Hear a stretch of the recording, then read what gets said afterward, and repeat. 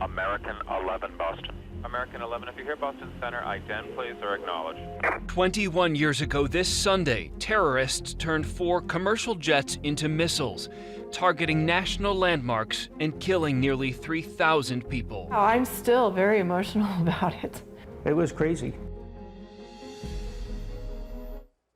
Well, aside from the passengers and the crew on those hijacked flights, air traffic controllers were the first to know that something was wrong. Yeah, they were the very first to signal for help. I got to catch up with a few who are now retired here in the Valley about the chaos of that morning as they scrambled to get all 4,500 flights in the air at the time on the ground as quickly as possible. American 11, are you trying to call?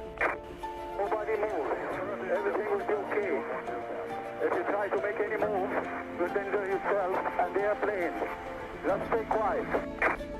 I wasn't even supposed to work that day. Jerry Gallagher came on shift at air traffic control at Phoenix Sky Harbor after the first plane hit.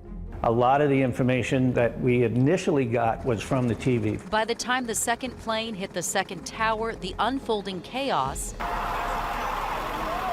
became crystal clear. We had 4 hijacked airplanes. We don't know if there are any more. All aircraft on the ground for a national emergency. Jerry knew he had to stay calm to carry out that unprecedented directive. You tune everything else out.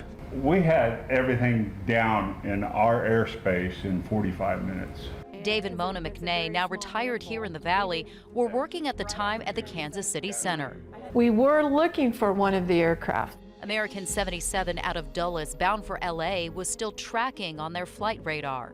I remember screaming for the supervisor, get over here, let us know, where is this guy?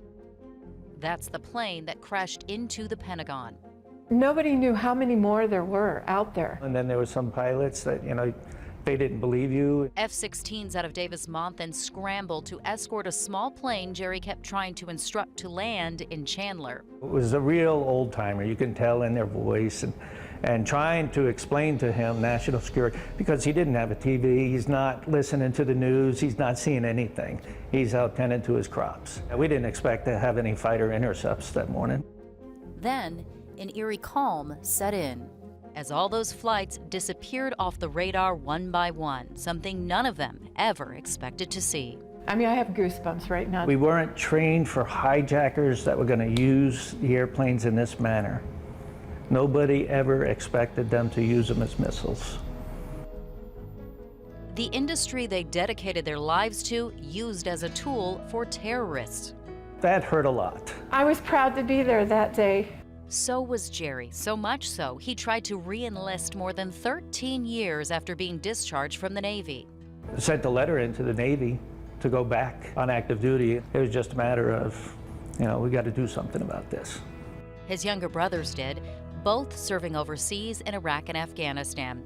And not just because they grew up in New York and lost friends and extended family at Ground Zero. First person I thought of was my dad because he worked in the towers. He had cancer and passed in July. Otherwise, he would have been there. A solemn realization every American could relate to. The attacks grounding a renewed resolve to take nothing for granted. I guess life was more precious. Those are such fascinating accounts from that day. I think that what a lot of us forget is that for several days, if you were flying at that point, you were stuck where you were because no planes took off for several days after 9/11. Some people got stuck in Canada. Right. I mean, you remember those stories. Fighter jets and KC-135 refueling tankers were the only aircraft airborne for 2 days. Another thing we learned after that day, that hijacker who crashed into the Pentagon not only trained at a flight school in Mesa, he also took a tour of the tower at Sky Harbor, asking the air traffic controllers what they see on the radar when a pilot turns off the transponder. So it's pretty eerie in the aftermath to know that he was in fact training for a suicide mission. Well, it's important that we keep telling these stories 21 years later so that we never forget, Nick. Thanks. Even young adults 100% don't remember that day. Especially.